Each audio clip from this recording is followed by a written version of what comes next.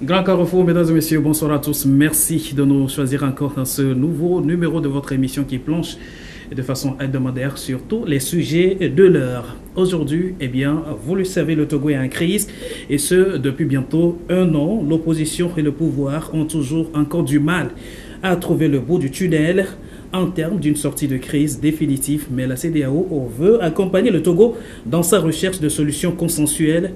Plusieurs médiations ont été déjà menées à cet effet, mais qu'est-ce qui fait traîner tant le dénouement de cette crise qu'on avait en réalité pas vu venir? Les différentes propositions de sortie de crise. Les regards sont aujourd'hui plus que jamais tournés vers un 31 juillet au sommet des chefs d'État du gouvernement de la communauté économique des États de l'Afrique de l'Ouest. La solution magique pourra-t-elle venir de la CEDEAO? Mesdames et messieurs, nous en parlons dans cette émission cet après-midi avec nos invités ici à ce plateau. Bienvenue, messieurs. Merci. Bonsoir. Nous avons à notre gauche Maître Raphaël Kpandé Adjaré. Il est le deuxième porte-parole du Front citoyen Togo Debout. Maître, bonsoir et merci d'être à ce plateau avec nous. Merci beaucoup, M. Dieudonné, et je salue vos téléspectateurs. Merci.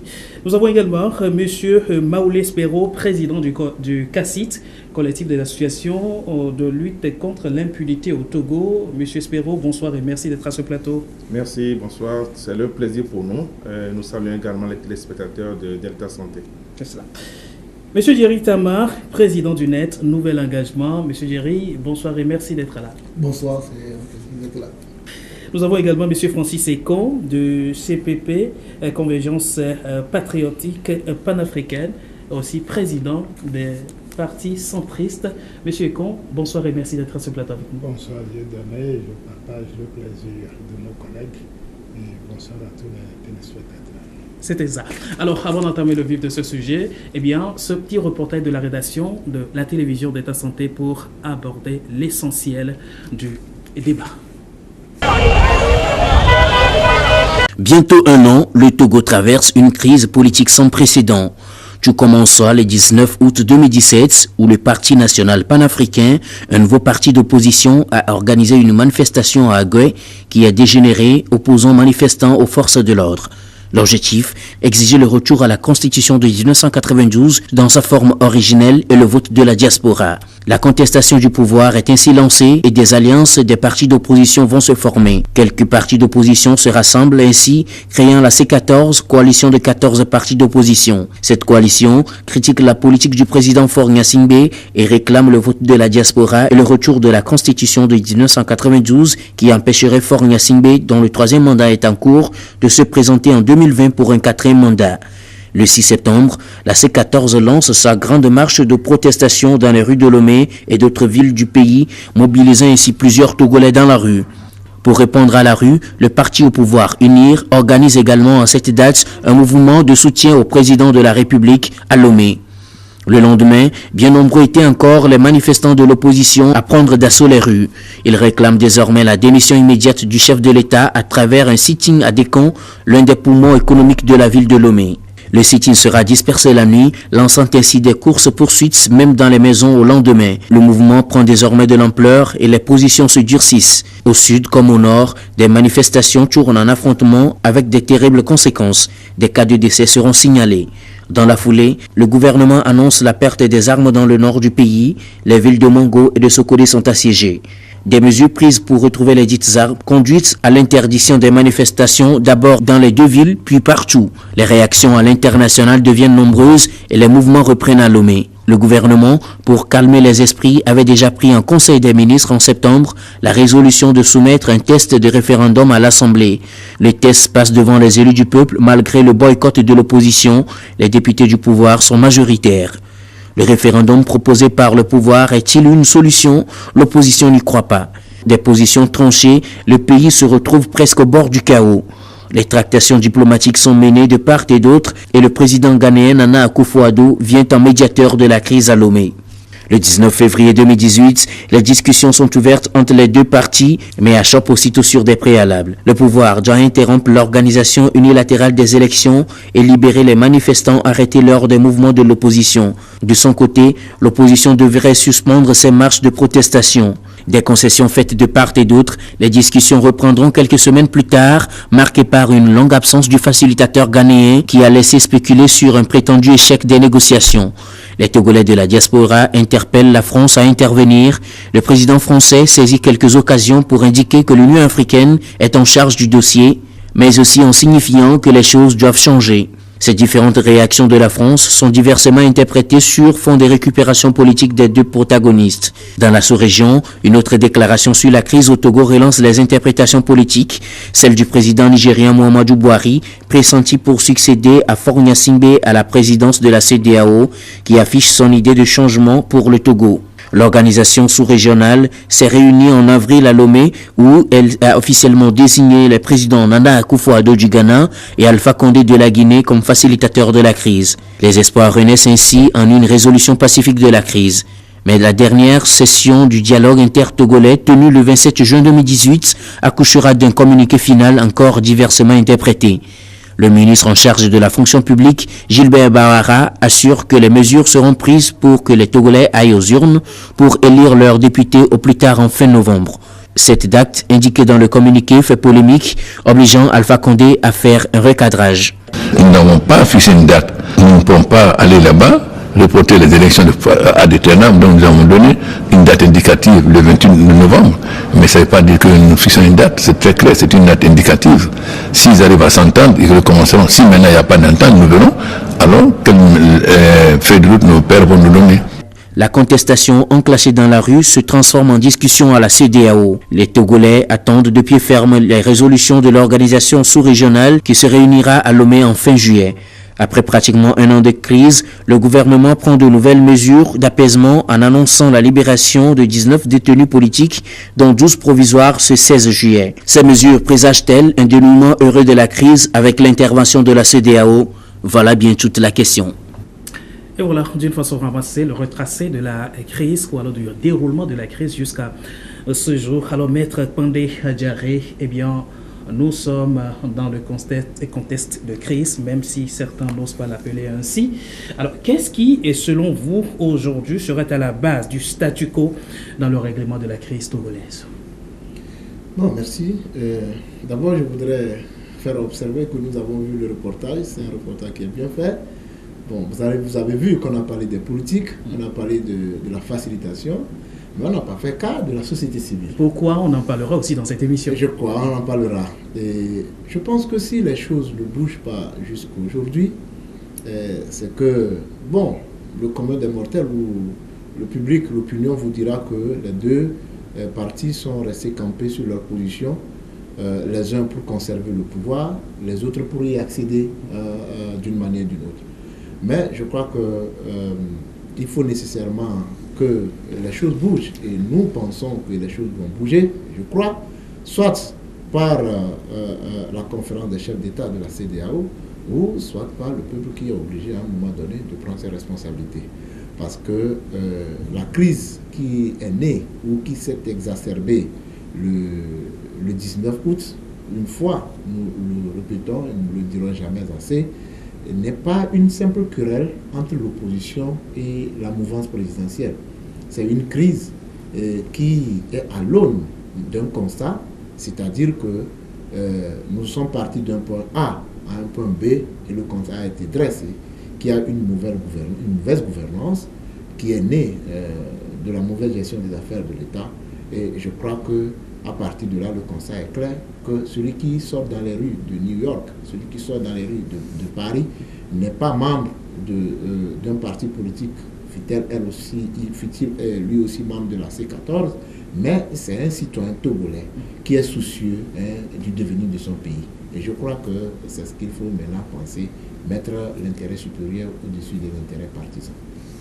C'est cela. Alors, Monsieur Diarry Tamavou, vous avez l'impression que depuis le 19 février est passé, les lignes bougent en matière de dénouement de la crise? Non, si les lignes bougeaient, on ne serait pas réduit à attendre le 31 juillet une des recommandations de la CEDEAO. On a eu des évolutions cosmétiques, à savoir régler les problèmes ensuite, en réalité, qui ont été consécutifs à la naissance de la crise. C'est-à-dire que quand on parle de la libération des détenus, quand on parle des mesures d'accord d'apaisement, c'est en réalité des problèmes qui ont surgi à l'issue du lancement de la crise. Donc le fond même de la crise n'a pas à ce jour été évacué, et on se rend compte que les deux protagonistes autoproclamés, il faut aussi l'avouer, les deux protagonistes autoproclamés campent sur des positions, et on a l'impression que ce qui se joue dans cette crise, ce n'est pas finalement le sort du Togo, mais c'est le sort des protagonistes, parce qu'on n'a pas trop l'impression que les gens se soucient de la situation dans laquelle les Togolais se trouvent consécutivement à la naissance de cette crise. Il ne faut pas non plus se tromper, on était déjà dans des conditions assez difficiles de vie dans ce pays avant la naissance de la crise, mais aujourd'hui elles sont encore plus exacerbées. Donc non, on n'a pas l'impression que les raisons fondamentales qui ont connu la naissance de la crise, ces raisons-là aient à ce jour été abordées, ne serait-ce que partiellement, par l'ensemble des protagonistes et les facilitations. Monsieur Francis Ekon, vous êtes centriste. D'abord, est-ce que cette position est tenable au Togo? Être centriste, un peu du pouvoir ou un peu de l'opposition? Avant de revenir à la question principale. Eh bien, voilà une question qui revient. Vous savez, le centrisme, c'est un courant politique qui se situe, comme son nom l'indique, au centre. Et j'ai expliqué l'autre jour que dans les autres pays, on parle de gauche et on parle de droite. La gauche en général, c'est les gens qui vendent leur énergie, leur savoir, le cerveau pour vivre. Tandis que la droite, c'est des gens qui ont les moyens d'investir et à qui appartiennent les moyens de production. Ce qui se passe dans ce pays, c'est que si la gauche fait une proposition, même dans l'intérêt du pays, la droite trouve toujours le moyen de refuser. Et si la droite fait des propositions qui sont même dans l'intérêt du pays, eh bien la gauche trouve le moyen de refuser. Et c'est ce qui se fait un peu au Togo. Vous savez, quand le pouvoir fait des propositions qui peuvent être dans l'intérêt du pays, vous avez toujours des amis de l'opposition qui refusent. Et si c'est l'opposition qui fait des propositions qui sont dans l'intérêt du pays, eh bien, vous trouvez que les gens du pouvoir refusent. Fort de ça, et comme le centrisme a toujours, pour raison fondamentale, l'intérêt du peuple, l'intérêt de la nation, nous nous sommes situés à un endroit où on dit que quand les gens parlent, qu'ils soient de gauche ou de droite, ce qui est dans l'intérêt du Togo, dans l'intérêt des Togolais, on se saisira de ça et on fera en sorte que cela prenne de loin, que les gens comprennent que ce mouvement-là ou cette idée-là est dans l'intérêt de notre pays. Mais donc on trouve que votre naissance après racine de la crise, parce qu'il y a cette crise que le centrisme est né. Mais non. Et on vous traite d'aile marchand d'ailleurs du pouvoir. Mais non, bon, le centrisme n'est pas né. Le centrisme en France est né après la crise du Togo. Et c'est finalement le centrisme qui gouverne aujourd'hui en France. Bon, et dans les autres pays d'Europe, le centrisme est né après la crise du Togo? Non, pas du tout.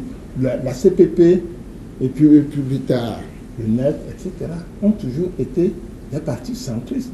Vous vous souvenez que la CPP a toujours pris des positions qui, une fois, ont indisposé ou le pouvoir, ou une autre fois ont indisposé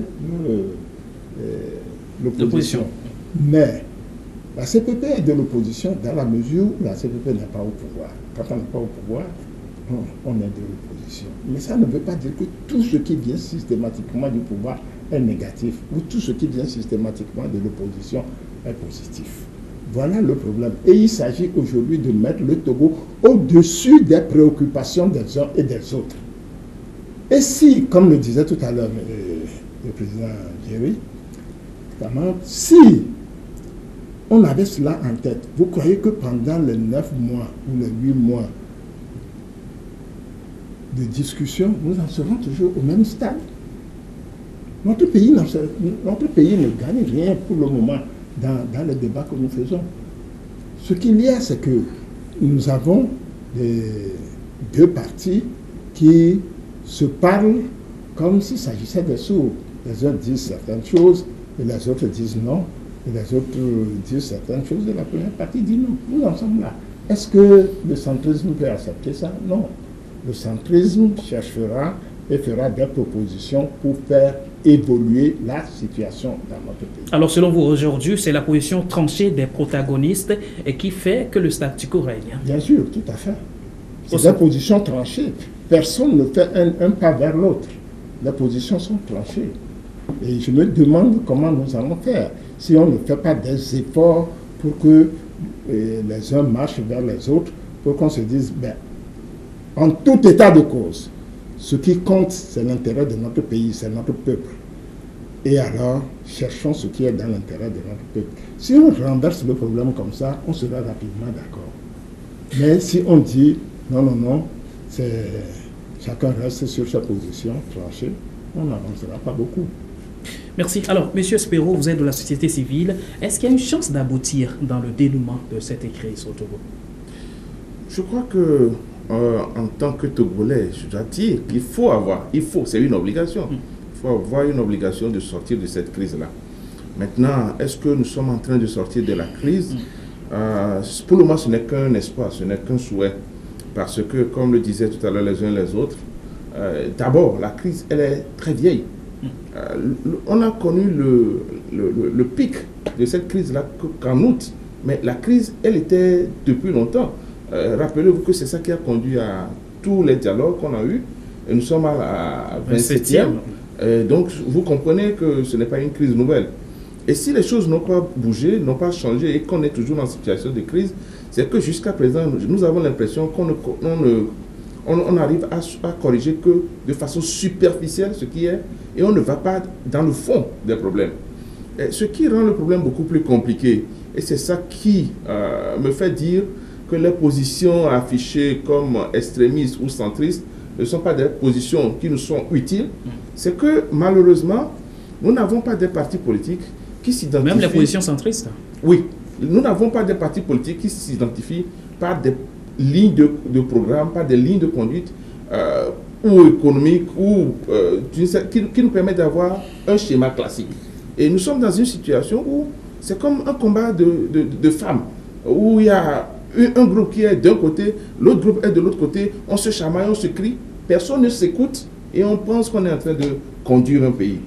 À un moment donné, et comme le disait tout à l'heure le président Econ, il faudrait que les personnes qui gèrent notre devenir commun, je parle aussi bien du pouvoir que des politiques. Moi, je ne mettrai pas en face à face le pouvoir et la C14. Moi, je mets en face à face tous les politiques. Il faudrait que chacun de son côté puisse s'asseoir et faire un bilan pour voir si tout ce qu'on est en train de dire là, c'est véritablement l'intérêt objectif de nos populations. Vous voyez, les problèmes d'injustice, d'impunité, de corruption, de malgouvernance, d'absence de droit, tout ça là, on n'a pas besoin d'avoir des querelles politiques pour les régler. On a besoin que les gens puissent réfléchir pour trouver des solutions opportunes à ça. Et c'est pour ça que moi, tout à l'heure, le président Jerry disait que nous avons les yeux rivés sur le 31 juillet, toi-même tu l'as dit, moi j'ai les yeux rivés encore sur le chef de l'État. Parce que je me dis que s'il a l'amour de ce pays, si c'est lui le premier garant de la continuité de la République, mais il doit se lever, parler et donner une solution à cette crise. Une solution dans l'intérêt de la population togolaise. Une solution qui peut même passer par lui, contre lui ou avec lui, mais dans tous les cas, une solution qui va sauver le Togo. Nous ne pouvons pas remettre tout le sort de notre pays entre les mains de l'extérieur pour nous donner une solution. C'est cela. Alors, si vous avez les yeux rivés sur le chef de l'État, vous n'êtes pas seul à les avoir sur lui. Comment dirais-je, le Front citoyen Togo Debout a également ses yeux rivés sur le chef de l'État, sauf que eux, ils sont beaucoup plus radicaux. Ils demandent pure et simplement une alternance tout de suite et maintenant, ou alors son départ pour pouvoir dénouer la crise. Maître Pandé Adjaye, est-ce que ce n'est pas trop visé? Non. La radicalité du Front citoyen Togo Debout, bon, je crois que c'est votre interprétation. Alors, ce que moi je voudrais dire, c'est vrai qu'au début de cette émission, nous avons dit que la crise ou la solution ne vient pas tout simplement parce que les positions sont tranchées. Oui. Mais Et donc, si les positions sont tranchées, elles sont inconciliables. Le problème, c'est de chercher aussi quelque part à savoir quelles sont ces positions.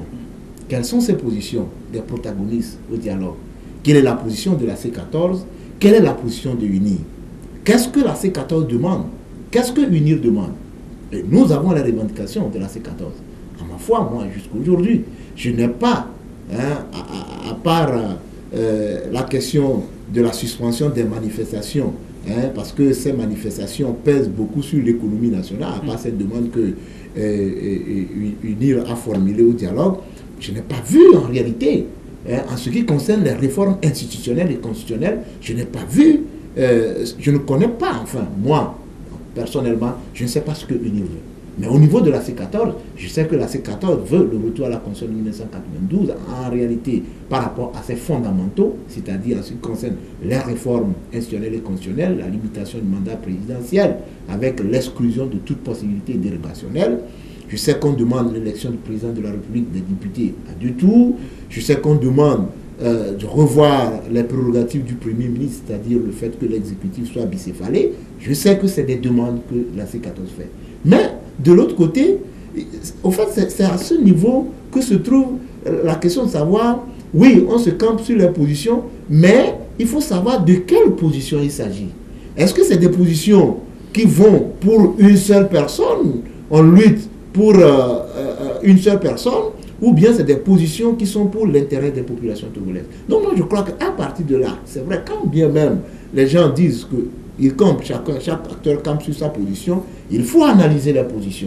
Et lorsque vous analysez la position, vous saurez quelle position va dans l'intérêt du peuple. Vous savez, quand c'est lorsque dans notre pays, parfois on est amené à traiter l'autre de radical, tout simplement parce qu'il pose des principes. Parce qu'il rappelle, dans son raisonnement, il renvoie à des principes. Notre pays, c'est une république. Le Togo, c'est une république. C'est une démocratie. C'est dans la Constitution qui est dit le Togo, c'est une république. Et le principe, c'est la gouvernance ou bien le gouvernement du peuple, par le peuple et pour le peuple. Et que la souveraineté appartient au peuple. Maintenant, n'ayons pas froid aux yeux de le dire, même si on est sur des antennes et que les téléspectateurs nous suivent. Nous avons, excusez-moi, une famille qui a dirigé ce pays pendant plus de 50 ans. Ça, il faut le dire. Nous avons une famille qui a dirigé ce pays pendant plus de 50 ans. Lorsque le président, le général Yadema est mort, paix à son âme, c'est son fils qui nous a C'est un problème de famille ou un problème de gouvernance? C'est les deux. C'est les deux. Parce que nous avons assisté à une dictature avec le feu Yadema, mais ce qui se passe aujourd'hui, quand bien même on peut penser qu'il y a l'espace démocratique ou bien qui a été libéré, mais nous assistons toujours à une technique de conservation de pouvoir. Donc, si nous sommes dans une république et que le principe, c'est le gouvernement du peuple par le peuple et pour le peuple, et qu'en réalité, l'alternance doit être le point d'achèvement de tout processus démocratique, avouons que le Togo, pour le moment, est le seul pays de la sous-région à n'avoir pas connu de l'alternance. Et je crois que c'est à ce niveau que se trouve le problème. De façon claire, quelle est la position lisible là?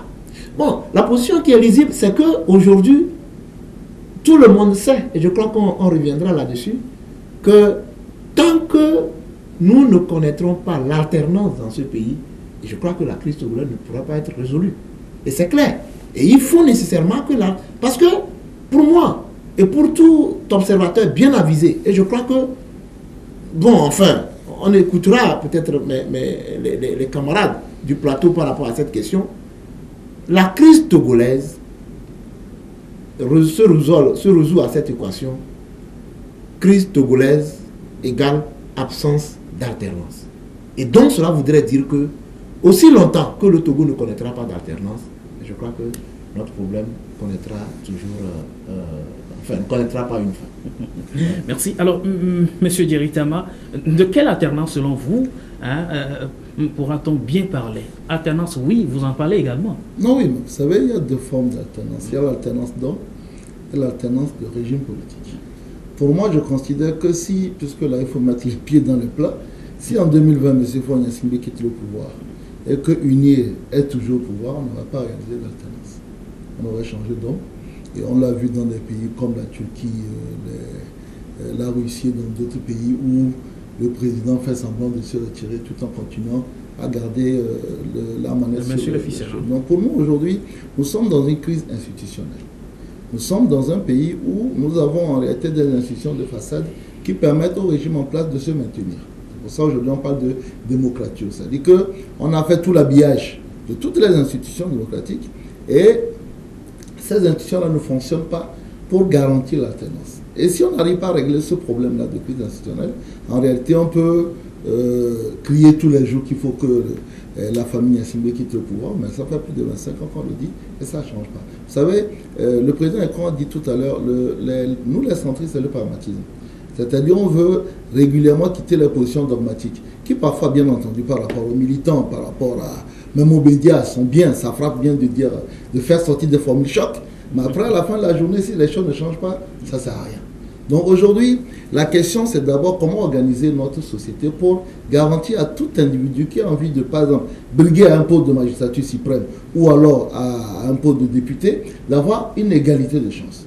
Donc c'est d'abord ça. C'est pour ça que dès le départ, nous avons dit ce qui est le plus important dans tout ce dialogue, c'est d'abord de s'asseoir et de faire le point de ce qui ne marche pas au niveau de nos institutions, au niveau de notre processus électoral et de s'appuyer sur l'accompagnement de la CEDEAO. Parce que moi, je considère ici que si en 2020, M. Faure Gnassingbé dit « je quitte le pouvoir, mais je deviens même éventuellement Premier ministre » et que c'est quelqu'un d'autre de unique au pouvoir, on n'aurait pas réalisé l'alternance. L'alternance à elle seule n'est pas un élément de vitalité de l'opposition, de la démocratie, parce que nous avons vu au Bénin.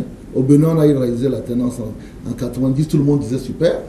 Kérékou est parti, et puis quand Kérékou est parti, les Béninois se sont rendus compte assez rapidement que c'était mieux Kérékou que quelqu'un d'autre. Pour nous, l'alternance à elle seule ne suffit pas. Ça ne veut pas dire que l'alternance n'est pas un élément fondateur, parce que ça crée une nouvelle dynamique, ça crée un nouvel élan. Et je crois qu'aujourd'hui, il est temps pour le Togo de connaître un autre régime politique, pas une autre famille. Une autre famille, à elle seule ne suffirait pas. On pourrait choisir une autre famille dans UNIR qui vient au pouvoir. Pour moi, je ne considère pas que c'est l'alternance. Donc, l'alternance, c'est d'abord une modification des institutions, une force des institutions, une autonomie des institutions, rendre les institutions réellement républicaines au service du citoyen togolais pour faire en sorte que la politique puisse finalement faire ce pourquoi elle est là, c'est-à-dire améliorer les conditions de vie des populations, que de rester dans une sorte de bataille systémique permanente entre partis politiques pendant que le peuple, dont tout le monde se réclame d'ailleurs, végète dans une misère très noire.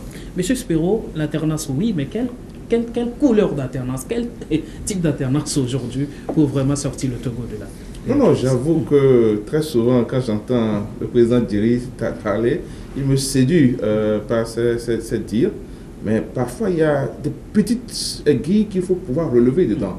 Vous voyez, pour moi, je pense que c'est vrai qu'il faut changer tout un système pour que les choses marchent. Mais sauf que dans la situation togolaise telle qu'elle se présente, il arrive qu'on a assimilé tout le système à des personnes. Et donc, du coup, celui qui demande de changer, de faire l'alternance, qu'il parle de faire l'alternance par rapport à la personne, semble parler de l'alternance par rapport au système.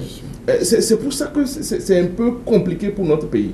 Mais forcément, nous, on est défenseurs des droits de l'homme, on est juristes, on a tout pour demander à ce que ce soit plutôt les institutions qui changent. Mais évidemment, si les institutions changent et que les mentalités demeurent, le problème va toujours demeurer. Mais si on assimile les personnes au système, je pense qu'il faut faire un changement radical qui permet de faire correctement les choses. Changement radical, qu'est-ce que vous oui, mettez là-dedans? Ce que j'appelle changement radical, c'est qu'il faut refonder le pays. Refonder le pays à travers tous les tests de base, à travers toutes les institutions. Mais pour ce faire, c'est pour ça que nous avons, vous vous rappelez, je l'ai même dit ici, qu'il faut forcément passer par une transition pour asseoir véritablement ça. Vous voyez, le problème, c'est que je ne peux pas scier l'arbre sur lequel je suis assis. Et donc, demander par exemple au pouvoir actuel de diriger les choses pour qu'on arrive à une alternance, ça me semble toujours un vœu pieux. C'est pour ça que moi je dis qu'il est utile de faire une transition qui permette à quelqu'un, un technocrate, pas un politique, pour qu'il ne tire pas les choses du côté de son parti. Parce que quand tu es politique, tu veux la conquête du pouvoir, ça c'est évident. Mais quelqu'un qui puisse nous aider à faire les institutions avec un cahier de charge précis. Parce qu'il faut le faire. Maintenant, si on le fait, je pense que quand vous avez fait la même chose pendant 15 ans et que ça ne marche pas, c'est à vous-même de vous asseoir et de dire, laissons quelqu'un d'autre faire, on va voir un peu, on se corrige et on avance. Vous pouvez alors revenir et proposer de nouvelles choses. Parce que si vous faites la même chose pendant 5 ans, il n'y a plus de souffle nouveau dedans, il n'y a plus d'avancée réelle dedans. Et c'est ça qui fait l'intérêt d'avoir une alternance dans un pays. Et je pense que, quel que soit le parti dans lequel nous sommes, nous devons tous œuvrer à cette alternance. C'est vrai que la question demeure, alternance de personnes ou alternance de système. Forcément qu'il faut une alternance de système. Maintenant, si on doit faire véritablement une alternance de système, ça doit appeler forcément à balayer un certain nombre de personnes. Et je dirais, même si... De ces personnes fait partie le chef d'État? De tous les chefs de partis politiques qui ont fait leur temps. Un parti politique, c'est une association. Quand vous dirigez une association plus de 10 ans, vous n'avez rien de nouveau à donner à cette association-là. Partez et que quelqu'un d'autre fasse. C'est cela. Alors, monsieur Francis Ekon, vous centristes, vous trouvez que les positions sont tant tranchées, mais il faut quand même arriver à quelque chose de nouveau. D'où vous optez pour une nouvelle constitution qui prendra en compte les fondamentaux de 92 et aussi des recommandations politiques de Ashcroft. Est-ce qu'avec ça, on pourra atteindre autre chose que ce que nous voyons aujourd'hui? Vous savez, la situation de notre pays est très complexe, très très difficile, il faut dire. Ce que je viens d'entendre d'un juriste défenseur des droits de l'homme, des droits humains, me séduit beaucoup. Le problème, c'est que ce n'est pas politique. C'est à admirer. Mais dès que vous mettez ça dans un plateau politique, ça devient compliqué.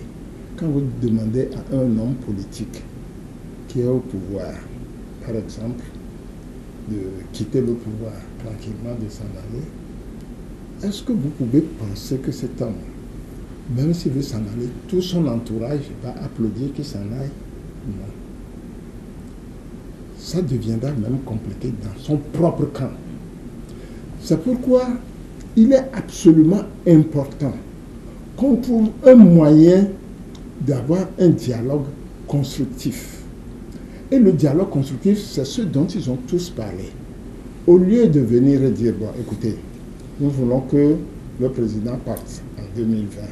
D'ici 2020, qu'est-ce qu'on fait? Rien. Ça ne sera pas normal. Ce qu'il faut faire, c'est cataloguer, inventorier tout ce qui constitue les blocages du système, tout ce qui fait que les choses ne marchent pas. Et on en discute et on essaie autant que possible de régler cela. Ensuite, alors viennent des discussions d'ordre politique.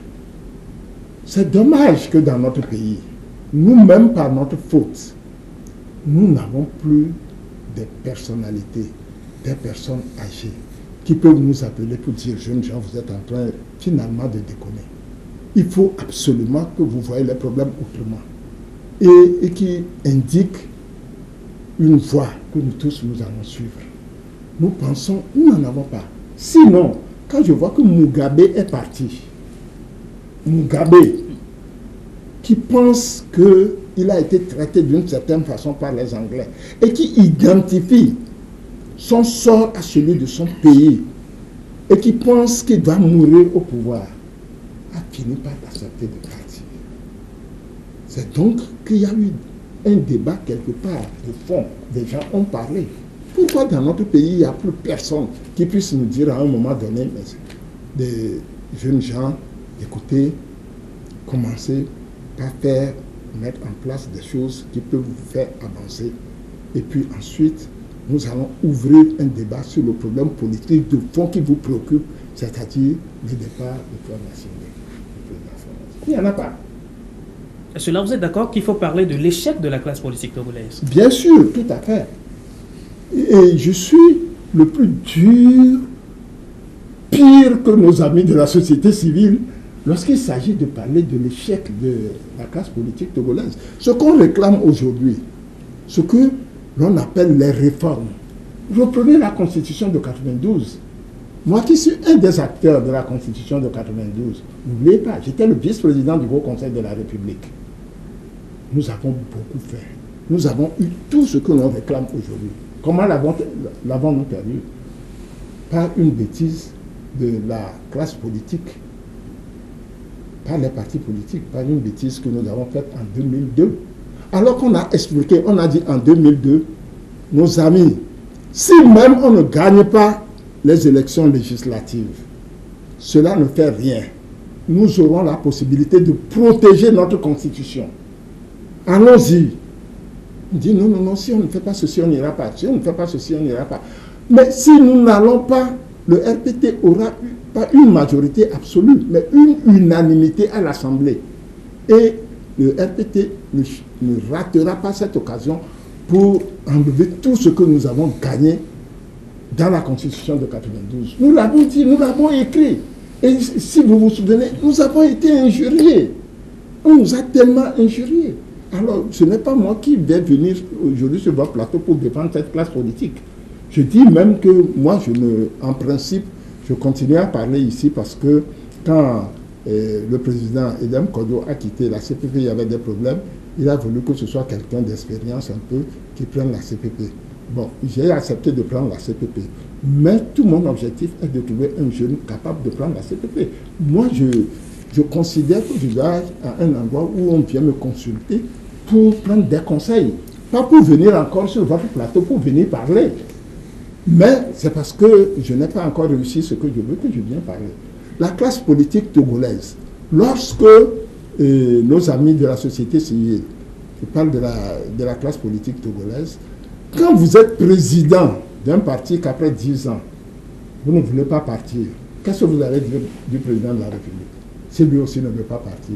Si vous avez 15 ans à la tête d'un parti politique et que vous ne voulez pas partir, si vous ne voulez pas laisser les autres aussi faire leur entraînement dans la direction d'un mouvement, mais c'est incroyable ce qui se passe dans tous les pays. cas, M. Francis, vous jugez légitime que la société civile réclame le départ de Fornia Singbe? La société civile réclame le départ de Fornia Singbe. C'est son droit le plus absolu. Ce que nous disons, et c'est ce que les centristes disent, et eux-mêmes ils l'ont reconnu tout à l'heure, c'est que le départ du président Fornia Singbe ne signifie pas ipso facto une alternance réelle. L'alternance demande beaucoup plus de travail. Et tout à l'heure, quand le président Géry dit, si le président Fornia Singbe décide de quitter le pouvoir, puis se fait Premier ministre et un autre venir devient président de la République, ça s'est passé en Union soviétique. On a déjà vu ça dans des pays. C'est donc des choses possibles. Donc il faut que les nôtres comprennent que ce que nous réclamons est relativement compliqué et c'est avec beaucoup de sérénité que nous devons travailler. Mais il n'y a nulle part au Togo où réellement les gens de l'opposition peuvent se réunir autour de quelqu'un qui peut leur donner des conseils et ils vont entendre. Entre eux-mêmes, je vais plus loin. Disons que demain, on nous dise bien, maintenant, on veut faire l'alternance comme le dit notre ami. Prenez un Premier ministre. Si on dit ça à la classe politique, ça ne va pas être une chose aisée. Ça ne va pas être une chose aisée. Selon vos analyses, si on dit prenez le Premier ministre dans la société civile, ils vont dire la société civile n'est pas là pour faire de la politique. Que c'est eux qui sont là pour faire de la politique. Donc notre problème est compliqué. Et il faut que les solutions des problèmes togolais soient trouvées par des Togolais. Voilà. Et j'ai vu, excusez-moi de dire ceci, quand je suis revenu d'Europe la dernière fois, j'ai vu un groupe de jeunes gens que je respecte, qui étaient tout à fait contents, et qui m'ont dit qu'ils ont appris que le Nigeria allait envoyer une armée pour faire partir le président Fornia Singbe. Et ils étaient contents. Et c'est des gens qui ont une maîtrise, ils ont une licence. Je dis, comment vous pouvez être content d'une affaire pareille? Parce que vous croyez que quand l'armée va venir, l'armée nigérienne va venir dans ce pays, il viendra demander la carte de parti de chacun pour faire quelque chose. Mais de toute façon, ce n'est pas possible. Ça ne se produira pas, mais ne soyez pas content de ça parce que c'est une bêtise. Nous en sommes là. Merci, M. Francis Seko. Maître Pandé Adjaré, c'est vrai, la classe politique togolaise aujourd'hui, je ne dirais pas, est sur les carreaux, mais ne répond véritablement pas aux attentes du peuple que tout le monde se réclame porteur de parole. Alors, quelle est aujourd'hui la position réelle de la société civile pouvant véritablement porter les couleurs des peines du peuple? Vous n'êtes pas associé aux négociations, au dialogue. Le Front citoyen Togo Debout n'est pas associé à ces différentes discussions. Comment comptez-vous faire peser aujourd'hui vos positions dans le dénouement de la crise? D'abord, avant de venir au poids de la société civile par rapport au dialogue, je rappelle d'ailleurs que le Front citoyen Togo Debout a été créé à la faveur de cette crise pour pouvoir apporter sa contribution à une sortie pacifique et durable de la crise togolaise. Mais je voudrais un peu revenir sur ce que M. Francis Seko a dit, qui est un aîné, qui constate avec nous de manière amère qu'au Togo, il n'y a pas, je ne dirais pas des sages, mais des gens d'un certain âge qui puissent se mettre en retrait ou bien être au-dessus de la mêlée et dire à la nouvelle classe ou bien à certaines personnes que à partir d'ici, je crois quand même qu'il faut marquer un arrêt. Bon, que lui, s'il est toujours sur ce plateau ou bien à la tête d'un parti politique, c'est parce que jusqu'à présent, il n'y a pas mieux pour le remplacer. Moi, je crois que c'est un discours qui nous laisse toujours sur le soir, parce que si on cherche aujourd'hui dans cette jeunesse, je crois qu'au sein de la CPP, il y a toujours une jeunesse, il y a toujours quelqu'un qui peut, à moins qu'on ne veuille vraiment pas lui passer le témoin, et à moins qu'on ne veuille vraiment pas croire à la jeunesse togolaise. Ça, je le pense formellement, et je pense qu'il y a la jeunesse peut. Maintenant, par rapport, il a donné un exemple. C'est-à-dire que, vous savez, moi, c'est vrai, la classe politique togolaise n'a pas pu apporter du nouveau depuis les années 90 jusqu'ici, mais il faut savoir les conditions dans lesquelles cette classe politique travaille. Je sais que, à moins que les centristes me disent aujourd'hui qu'ils ne font pas partie de l'opposition, mais ce qui m'étonnerait, parce qu'ils se réclament aussi de l'opposition, c'est-à-dire qu'ils critiquent la gestion actuelle du régime en place. Vous savez, en 2002, c'est vrai que l'opposition a commis une erreur de ne plus aller aux élections législatives, ce qui a permis au régime en place de modifier la Constitution. Mais je vous fais savoir que, quels qu'en soient les cas, même si ce n'était pas le cas, le pouvoir en place trouverait une autre manière de violer cette Constitution. Non pas de la modifier, mais de la violer. Parce que je donne un exemple tout simple. En 2005, lorsque le président Yadima est décédé, est mort, la Constitution, qu'est-ce que la Constitution disait? La Constitution dit qu'en cas d'empêchement ou en cas de vacance de pouvoir, c'est le président de la République qui assure l'intérim.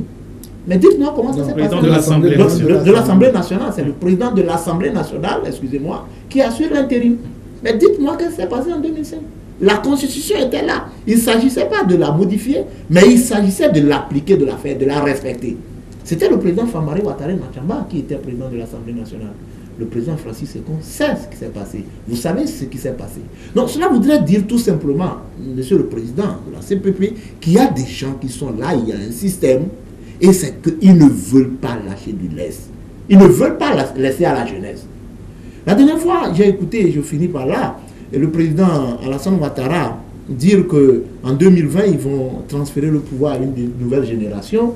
Ça, on se réjouit. Il a donné l'exemple du président Emmanuel Macron. Il a dit que le président Emmanuel Macron, président français, il a 39 à 40 ans. 40 ans cette année. Voilà, le président le plus jeune presque au monde. Mais que fait-on de la jeunesse africaine? Que fait-on de la jeunesse africaine? On pense que la jeunesse africaine est incapable. Moi je dis non. La jeunesse africaine est vraiment capable. Mais c'est que nos aînés ne veulent pas nous laisser la possibilité de réaliser nos ambitions. Ça, il faut le dire. Ça, il faut le dire. Et donc, la société civile, le Front citoyen Togo Debout, on n'est pas actuel au dialogue. Mais qu'est-ce qu'on peut faire? On ne peut que faire des propositions. On a sorti, à la suite d'un forum des forces vives du Togo, le Front citoyen Togo Debout a sorti, a produit un mémorandum qu'il a communiqué à tous les chefs d'État de la CEDEAO, à la facilitation, à tous les partis politiques acteurs au dialogue. On a comme au gouvernement. Nous avons cherché à rencontrer tous les acteurs au dialogue. Nous avons cherché à rencontrer toutes les missions diplomatiques et consulaires accréditées dans notre pays. C'est ce travail que nous pouvons faire. Et nous continuons à le faire par médias interposés comme ce canal que vous nous offrez pour dire que la CEDEAO n'est pas étrangère à la crise togolaise. La CEDEAO n'est pas étrangère à la crise togolaise. Au regard de ce qui s'est passé en 2005, si vous voulez, je vais venir dans les détails. Non. Mais la CEDEAO, en réalité, est rattrapée par est rattrapée par l'histoire et elle ne doit pas être complaisante. Elle ne doit pas agir par légèreté. C'est le message que vous le président Alpha Condé l'a dit, la CEDEAO. Ils ne sont pas des syndicats de chefs d'État, ils ne doivent pas avoir un langage complaisant. Le Togolais a souffert en 2005. Plus de 500 morts. Est-ce qu'on avait besoin de ça? Ça veut dire que si, le 31 juillet, la CEDEAO, en réalité, elle joue sa crédibilité. Vous savez, la CEDEAO a été aux manettes jusqu'à ce jour. Est-ce que vous doutez de sa façon de gérer cette crise? Pour moi, je ne vais pas dire que je doute de la façon dont la CEDEAO veut juguler cette crise. Je ne doute pas. Mais ce qui s'est passé en 2005 m'amène à être prudent et vigilant. Et à interpeller la CEDEAO beaucoup plus. Parce que en 2005, c'était le président de la commission de la CEDEAO. C'était en la personne de Ibn Chambas qui a demandé à l'opposition togolaise, à la population togolaise, de poser ses revendications par voie de négociation, par voie légale. Négociation, un accord politique global a été signé le 26 août 2006. Nous sommes 12 ans après. Cet accord n'a pas été mis en œuvre au regard des réformes institutionnelles et constitutionnelles. Qu'est-ce que la CEDEAO va venir dire au Togo? Si la CEDEAO ne prend pas des mesures pour dire, mais écoutez, le Togo est le pays de la sous-région qui a payé le lourd tribut dans le processus de démocratisation. 500 morts, ce n'est pas peu. Ce n'est pas des poulets, ce n'est pas des animaux. Donc, je crois que la CEDEAO, tout simplement, est interpellée. Elle est rattrapée par l'histoire et elle joue toute sa crédibilité. Mais n'oubliez pas, vous avez lu entre les lignes du président Condé tout à l'heure lorsqu'il disait « Nous ne venons pas en donneur de leçons », avant de revenir d'ailleurs sur le 31 juin. Nous ne venons pas en donneur de leçons, c'est-à-dire que nous sommes là, la CEDEAO est là pour accompagner les Togolais de toutes les manières. Est-ce qu'il faut attendre forcément à ce qu'il y ait une décision importante aujourd'hui, quand vous avez envoyé le message, vous demandez à ce que la CEDEAO fasse tout pour qu'il y ait une résolution pacifique de la crise? Je suis d'accord avec vous. Sauf que la CEDEAO travaille sur la base des principes. La CEDEAO ne viendra pas au Togo et faire des propositions ou poser une feuille de route ex nihilo. La CEDEAO a adopté le protocole sur la bonne gouvernance, la démocratie. La CEDEAO est membre de l'Union africaine. Tous les pays membres de la CEDEAO sont membres de l'Union africaine. Il y a une charte africaine de la démocratie. La CEDEAO fait partie, les pays membres de la CEDEAO sont membres des Nations Unies. Et je crois quand même qu'il y a une panoplie d'instruments, de tests que les pays membres de la CEDEAO ont signés. Mais n'oublions pas à dire ceci, la CEDEAO pour moi est relicataire, a une dette, si je peux le dire comme ça, envers les populations togolaises. Et je crois que c'est le moment de dire et de donner au peuple togolais le sentiment réel d'appartenir à un espace communautaire. Merci. Alors, M. Djeri Tama, vous allez au-delà même des frontières, parler des issues de crise ou alors des mesures de sortie de crise. Eh bien, entre parenthèses, si vous voyez un œuf aujourd'hui, ça vous dit quelque chose, Djeri? C'est une omelette en puissance. Ou ça vous dit autre chose? Un œuf? Non, ouais, disons, la question d'abord. Parce que pour la fête de l'omelette, je pense que tout le monde pourra en parler peut-être dans les divers si vous voulez bien. Mais moi, je crois que il y a deux points que j'aimerais relever. Le premier, c'est que la différence entre la société civile et les acteurs politiques, c'est que la société civile dit souvent ce qui doit être, mais sans rarement nous dire comment ça va être fait. Et nous, les hommes politiques, le président Etouan l'a dit tout à l'heure, le chemin n'est jamais droit, il est tortueux. Il s'appuie sur des rapports de force, il s'appuie sur les institutions, il s'appuie sur une communauté internationale qui peut être, selon les angles, complaisante ou pas. Parce qu'en réalité, aujourd'hui, s'il suffisait tout simplement de dire que M. Faure Gnassingbé quitte le pouvoir et qu'il le quitte, je pense que beaucoup de personnes l'auraient dit qu'il l'aurait quitté. Maintenant, la question qui se pose toujours, c'est comment.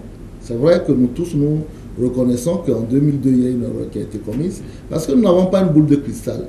C'est extrêmement difficile de savoir ce qui se serait passé en 2002 si l'opposition était allée aux élections. Est-ce qu'il y aurait eu, en réalité, une situation de non-droit? On n'en sait rien. Mais moi, en réalité, je n'aime pas m'appesantir sur les choses qui sont passées aujourd'hui. C'est comment on fait pour sortir de cette situation. Et en cela, le net, y compris avec les centristes, nous faisons des propositions, mais ces propositions, ce n'est que de la plaidoirie. Parce qu'il faut aussi rappeler que dans cette crise, il y a des acteurs qui se sont autoproclamés protagonistes principaux au détriment de toute autre entité, parce que je ne vois pas comment dans un pays, on peut, en connaissant le rôle que la société civile a joué dans beaucoup de pays, au Burkina Faso, en Algérie, non pas en Algérie, en Tunisie, au Sénégal, ainsi de suite, pour en réalité les mouvements sociaux, comment est-ce qu'on peut faire par exemple des discussions en excluant la société civile? Comment est-ce qu'on peut faire des discussions en excluant des formations politiques qui non seulement animent la vie politique, mais prennent part régulièrement à des joutes électorales, dont même certains sont représentés à l'Assemblée nationale. Donc, du coup, nous aussi, au niveau, que ce soit du net ou bien des centristes, ce que nous faisons, ce n'est que du lobby. À dire, écoutez, nous avons des positions qui sont extrêmement opposées, mais il faut pouvoir trancher, parce qu'en réalité, ne nous trompons pas. Quel que soit ce que la CEDEAO va dire, elle ne pourra pas contenter les deux parties. Parce que ça va être un jugement de Salomon. Ça va être un jugement où on va dire, écoutez, on satisfait un peu cette partie, on satisfait un peu cette partie.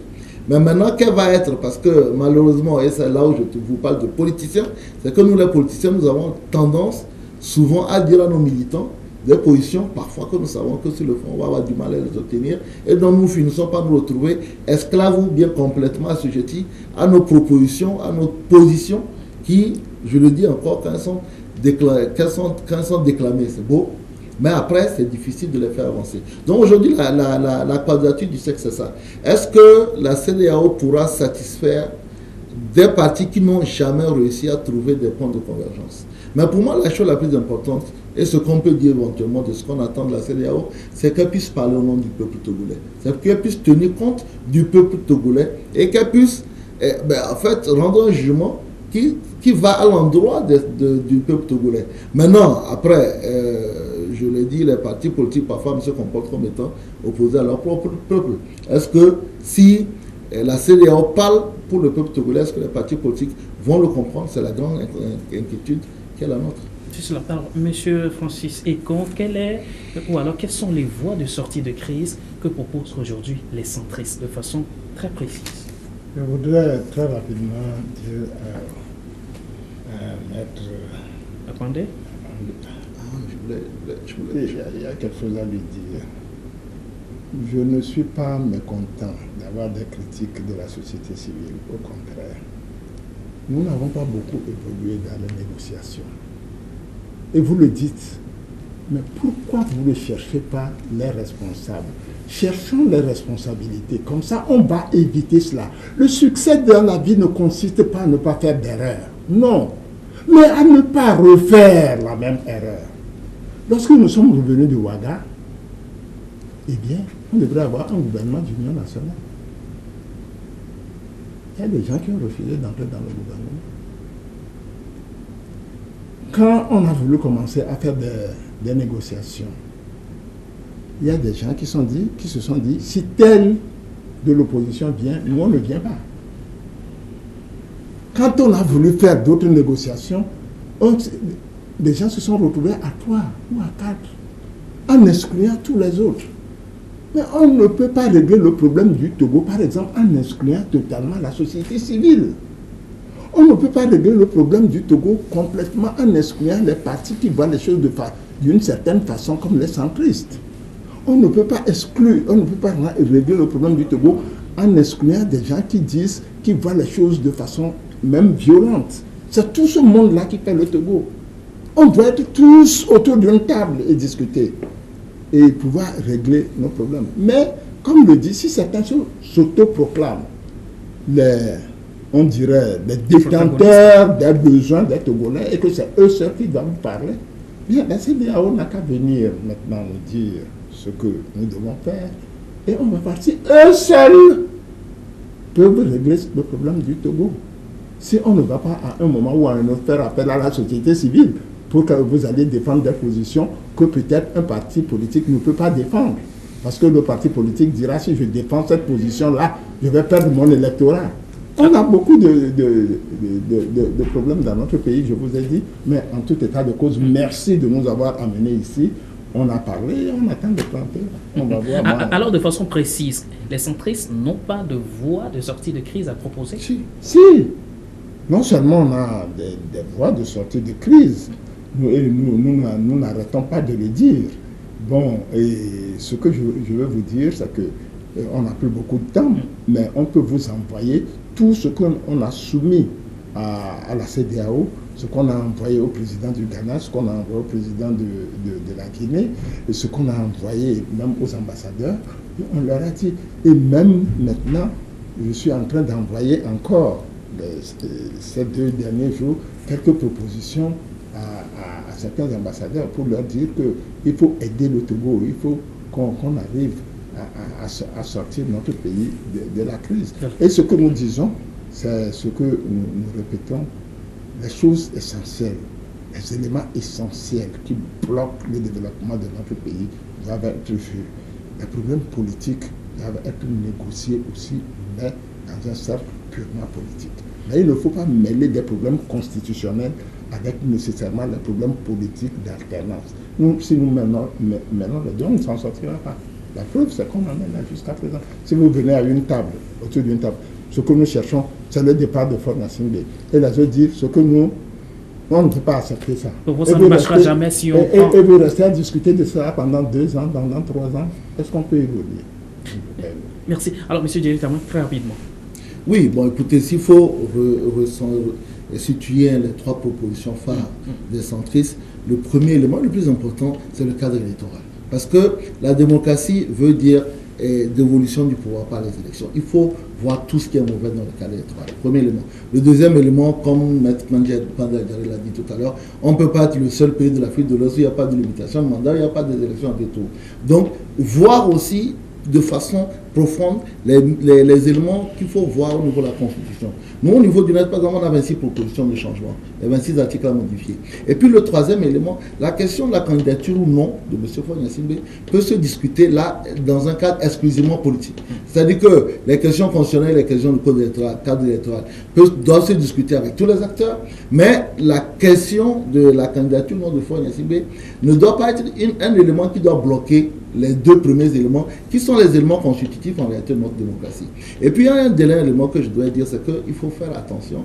Notre problème au Togo aujourd'hui, c'est que les jeunes ne s'engagent pas suffisamment en politique. Moi, je suis peut-être l'un des plus jeunes qui m'engage en politique. Je sais ce que je prends et c'est extrêmement difficile. Donc aujourd'hui, c'est une difficulté. Les gens parfois même s'engagent plus facilement dans la société civile que dans la politique. Il faut peut-être profiter de cette émission et inciter les jeunes. Si on rentre dans les partis politiques et on voit que les vieux ne veulent pas partir, créons nos partis politiques, c'est ce que nous on essaie de faire. Et ce n'est pas évident. Donc voilà les 3 propositions que nous avons. Amélioration du cadre électoral en profondeur, modification constitutionnelle et question de la non-candidature de M. Faure Gnassingbé discutée dans le cadre d'une négociation politique. Qu'est-ce cela? Alors, M. Spero, aujourd'hui, c'est vrai, les regards sont tournés vers le 31 juillet, attendant que la CEDEAO apporte une solution miracle. Vous, quelle sera la nature de cette solution miracle ou alors la feuille de route que la CEDEAO aura à brandir aux protagonistes de la crise togolaise? Je voudrais d'abord dire que si la société civile n'a pas été associée aux discussions, c'est une erreur peut-être, mais c'est peut-être également une expérience qui a mal tourné et que les gens ont voulu éviter. Nous sommes le seul pays qui est malheureusement arrivé à tout politiser, y compris les sociétés civiles. Et donc il suffit que quelqu'un se prononce d'un côté, la première réaction c'est de voir s'il n'est pas pour un tel parti politique. Quel que soit ce que la personne dit, on veut lui donner une coloration politique. Donc du coup, si on avait associé, si on avait demandé à la société civile d'être à ce dialogue-là, c'est sûr qu'on aura des sociétés civiles qui ne sont pas réelles, on aura des sociétés civiles entre guillemets politiques, et malheureusement, ça ne donnerait pas un bon résultat. Nous, personnellement, nous aurions aimé avoir le statut d'observateur pour pouvoir voir comment les choses se précisent, mais pas forcément un statut de participant pour donner nos points de vue, parce que nos points de vue, quel que soit, qu'on nous invite ou on ne nous invite pas, nous on fera toujours envoyer des papiers, et je crois qu'ils tiendront compte de ces papiers-là. Maintenant, en revenant de façon plus précise à la question, moi j'ai plutôt une inquiétude. L'inquiétude, c'est que quand la CEDEAO va se prononcer, en rappelant que dans le langage diplomatique, il y a surtout les mots recommandation et les mots résolution. Et il n'y a jamais de diktat, parce que les pays étant souverains, j'ai une crainte. C'est que la première possibilité, les résolutions ou les décisions de la CEDEAO vont être mal reçues par le pouvoir en place. La CEDEAO ne peut pas faire un forcing. Ça va être une guerre bizarre. Donc, du coup, on aurait passé 6 mois avec un résultat qui tombe à l'eau. Deuxième possibilité, la CEDEAO dit quelque chose qui ne contente pas le peuple.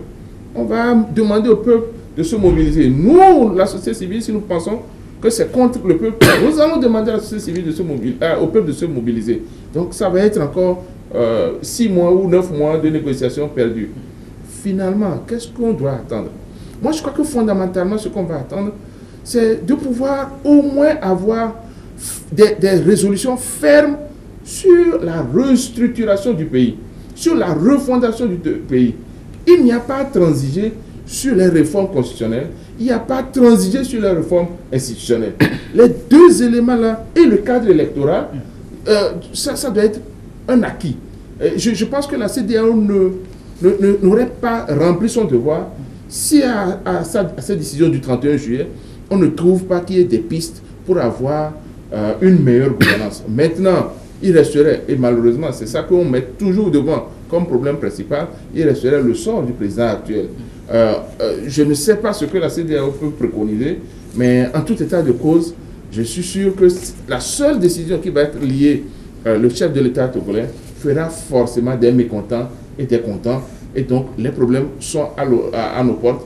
Il faudrait que les gens se dépassent, parce que quand les décisions vont sortir, ça dépendra de ce que les politiques diront à leur base comme instruction à faire pour que le pays soit en paix ou ne soit pas en paix. Il suffit simplement que, par exemple, la CEDEAO, c'est un exemple, que la CEDEAO dise que nous recommandons à M. Fogne Assigbe de ne plus être candidat en 2020. Si le gars veut, il monte sa population, son électorat derrière lui, et il y a des troupes, on n'a pas obtenu ce qu'on veut. Ou alors la CEDEAO dit, ok, on le laisse revenir. La C14 n'est pas d'accord. La C14 mobilise ces gens et on a encore des troubles. Donc je pense que dans tous les cas, il faut un sursaut patriotique pour pouvoir trouver un comportement digne. Mais la CEDEAO ne peut pas s'amuser à ne pas voir les intérêts du peuple togolais avant de prendre une décision. Merci. Alors, Maître Kwande Adjaré, c'est vrai que notre temps est parti, mais de façon précise, qu'est-ce que le Front citoyen Togo Debout attend du 31 juin? Je parle de la CEDEAO. Moi, je crois que d'une manière ou d'une autre, Spero l'a ramassé. On ne transige pas sur les réformes institutionnelles et constitutionnelles. On ne transige pas sur les réformes du cadre électoral, du moins autour de ce plan. Plus forcément sur le départ de Fogne Assigbe. On ne transige pas sur le cadre électoral. Si vous voulez, je vais vous surprendre. On n'attend pas nécessairement des chefs d'État de la CEDEAO de venir nous dire que Fogne n'a qu'à partir du pouvoir. C'est trop simple. Encore une fois, personne n'a peur des élections. Nous savons que les élections sont le cadre normal, idéal d'évolution du pouvoir dans une démocratie. On attend que le cadre électoral soit assaini pour que tout le monde puisse participer à ces élections. Ce que nous attendons le 31, c'est que la feuille de route fasse en sorte qu'il n'y ait plus de statu quo au Togo. Et c'est ça le sens même des réformes. La réforme, c'est de rompre avec... Réformer quelque chose, c'est de rompre avec l'habituel, comme vous le dites. Donc, de faire en sorte qu'il n'y ait plus de statu quo au Togo, parce que Macron l'a dit, la conservation trop longue du pouvoir sans cadre électoral, sans expression du pluralisme politique n'est plus une bonne chose. Merci, Maître Raphaël Ekmandé Djaré. Eh bien, vous êtes le deuxième porte-parole du Front citoyen Togo debout. Ce serait là votre mot de la fin. Merci d'avoir été des nôtres dans cette émission. C'est moi qui vous remercie et je suis très content. Une fois encore, félicitations pour tout ce que vous faites pour informer et former nos concitoyens. Merci. Monsieur Maoulé Espero, président du CACIT, merci d'avoir été des nôtres ici dans ce plateau. Le plaisir est toujours partagé et nous pensons qu'il faudrait beaucoup plus de missions d'information et notamment des émissions sur le rôle des associations, le rôle des partis politiques et comment ça doit fonctionner pour que les jeunes, comme le demandait le président Djeritama, puissent savoir pourquoi il faut aller ou non en politique. Et une politique qui soit assainie de l'immoralité, qui soit assainie des bassesses qu'on y voit régulièrement. Et je pense que nous allons avancer. C'est acquis. Alors, merci, monsieur Djeritama, président du Nouvel Engagement Togolais. Merci d'avoir été des nôtres. C'est toujours un plaisir. On reviendra toujours chaque fois que vous nous solliciterez.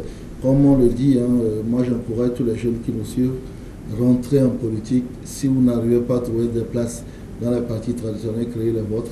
Parce que si vous attendez que les anciens vous donnent le pouvoir, vous attendrez longtemps. Prenez le pouvoir. Dans tous les cas, vous ne ferez pas 10 ans à la tête de votre parti. Moi, je pars en 2021. D'accord. J'espère que quelqu'un d'autre me remplacera. Et il y aura forcément quelqu'un qui me remplacera. Merci. Merci à vous également, monsieur Francis Ekon, président de CPP, Convergence patriotique panafricaine. Vous êtes le président des partis centristes. Merci d'avoir été des nôtres dans cette émission. Tout le plaisir est pour moi et on reviendra vous voir. Nous n'avons pas mis l'accent suffisamment sur le fait que M. Djeritama est le secrétaire général des centristes. Donc, par conséquent, nos positions sont pratiquement les mêmes. Donc, j'aurais pu dire, M. Djeritama est sur ce plateau, ce n'est pas la peine que je vienne. Bon, mais vous ne comprendrez pas, vous direz que je vous ai fait pour bon. Mais ce que je veux dire aussi très rapidement, c'est que, et c'est vrai, il faut que la classe politique togolaise se renouvelle. Il faut que la classe politique togolaise se renouvelle. Merci, chers téléspectateurs. Merci d'avoir partagé ce temps avec nous. On se retrouve la semaine prochaine, à la même heure, sur cette même chaîne, sur d'autres thématiques, bien évidemment. À très bientôt. Merci à vous.